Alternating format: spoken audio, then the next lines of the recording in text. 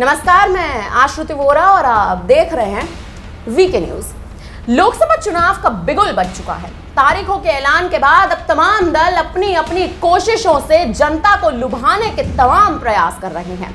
चुनावी रैलियां चल रही हैं, जनता के बीच पहुंचकर जनता से वोट्स की अपील की जा रही है।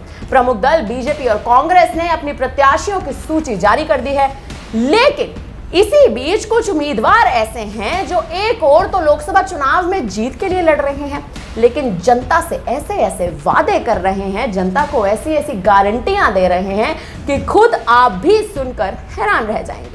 चुनाव के इस महारण में प्रत्याशी जनता के बीच जा रहे हैं, लेकिन वही खबर है कि महाराष्ट्र के चंद्रपुर जिले से एक निर्दलीय प्रत्याशी 2024 के इस चुनाव में ऐसे ऐसे वादे कर रही हैं कि सुनकर आपकी भी आंखें फटी की फटी रह जाएंगी। इन महिला प्रत्याशी का कहना है कि अगर वे सत्ता में आती हैं तो जनता को, गरीब लोगों को फ्री में विस्की और बियर बंटवाएंगी। इतना ही नहीं, उनका यह भी कहना है कि गरीब लोगों के लिए गांव में बियर बार बनवाया जाएगा।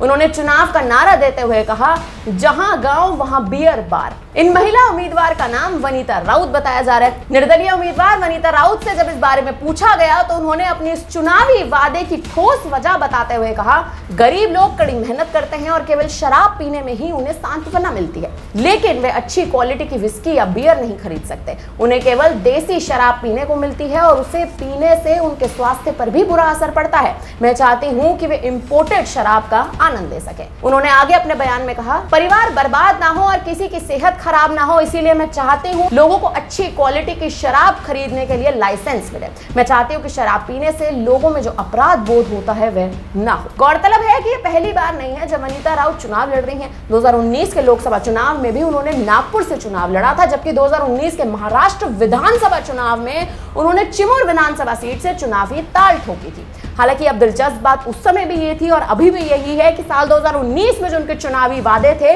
वो भी यही थे, और अब जो उनके चुनावी वादे हैं यानी साल 2024 में जो वो निर्दलीय लड़ रही हैं, अब जो उनके चुनावी वादे हैं वो भी यही है।